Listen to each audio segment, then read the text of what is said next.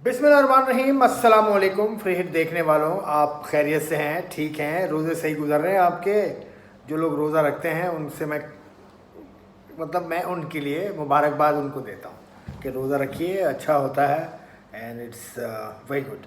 अच्छा जी, बात क्या करेंगे आज? अभी आमिर सुहेल और साइमन डोल कमेंट्री के दौरान, अफगानिस्तान और पाकिस्तान का दूसरा T20 मैच अभी चल रहा है शारजा में, तो कमेंट्री के दौरान एक बात शुरू हुई कि एवरेज कंसिडर करना चाहिए या स्ट्राइक रेट। तो Aamir Sohail was of the opinion that average should be considered more than the strike rate, और साइमन डोल कुछ और बात कर रहे थे। साइमन डोल ने कुछ खिलाड़ियों के नाम भी लिए। AB डिविलियर्स का उन्होंने स्ट्राइक रेट बताया, उसके अलावा क्रिस गेल का स्ट्राइक रेट बताया। तो बाबर के हवाले से बात हो रही थी। तो आमिर सुहेल का कहना यह था कि स्ट्राइक रेट टॉप प्रायोरिटी नहीं होनी चाहिए। मैं इसको थोड़ा सा एलैबोरेट कर दूं, थोड़ा सा, उसके बाद अपना मेरा ओपिनियन भी है। एलैबोरेशन इस तरह से कि आमिर सुहेल क्योंकि चीफ सेलेक्टर भी रह चुके हैं और बड़े अपराइट चीफ सेलेक्टर ये मशहूर थे। ये मिड 2000 की बात है, उस वक्त ये चीफ सेलेक्टर थे। उस वक्त ये पाकिस्तान की national cricket academy Aamir Sohail ने तरतीब दी, उसको बनाया। तौकीर रज़ा साहब के साथ मिलकर इन्होंने उससे बहुत अच्छा काम किया।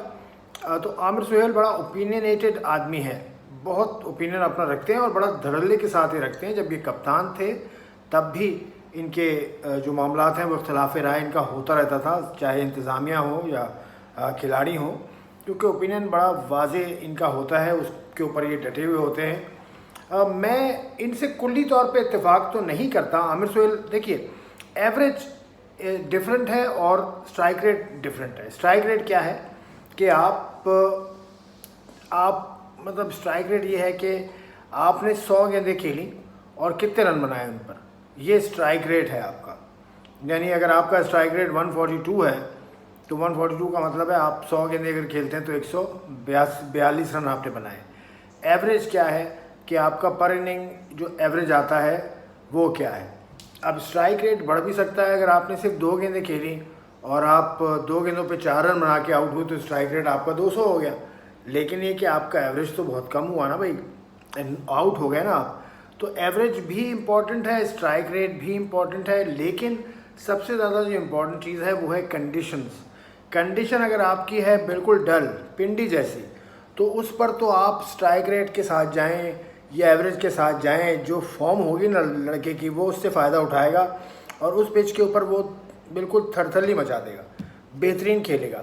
लेकिन अगर कंडीशन ऐसी आ गई कि सीमिंग कंडीशन है, स्विंग हो रहा है बॉल, तो उस वक्त फिर आपको टेक्निक पे जाना पड़ेगा, उस वक्त फिर आपको एवरेज पर जाना होगा, उस वक्त फिर आपको स्ट्राइक रेट को थोड़ा सा परे रखना होगा। तो क्रिकेट शुरू होती है उस पट्टी से जिसको पिच कहते हैं। वो कंडीशन जो ग्राउंड की हैं, जो डायमेंशंस ग्राउंड की हैं, उनको नज़र में रखते हुए आप सेलेक्ट कीजिए। दोनों चीज़ें ज़रूरी हैं, मैं समझता हूँ दोनों चीज़ें ज़रूरी हैं, लेकिन कहाँ मैच हो रहा है, क्या ओपोजिशन है, उसको मद्देनज़र रखते हुए फिर आप पिच को भी देखते हैं, फिर आप डायमेंशन ऑफ द ग्राउंड को भी नज़र में रखते हैं।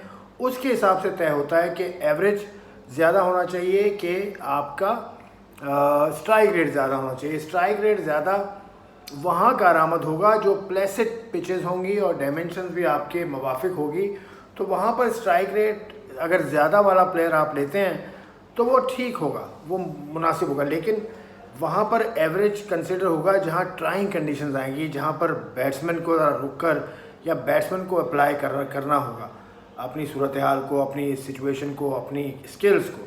तो ये डिबेट है, ये चलती रहती है, लेकिन मेरा ये जो नज़रिया था वो मैंने आपको बताया। आप कमेंट्स कीजिए, कमेंट सेक्शन में आप भी बताइए क्या आपको लगता है इस सूरत हाल में और क्या आप समझते हैं। खुदा हाफिज़, और फ्री हिट को आप सब्सक्राइब भी कीजिए आपको पसंद आता है तो।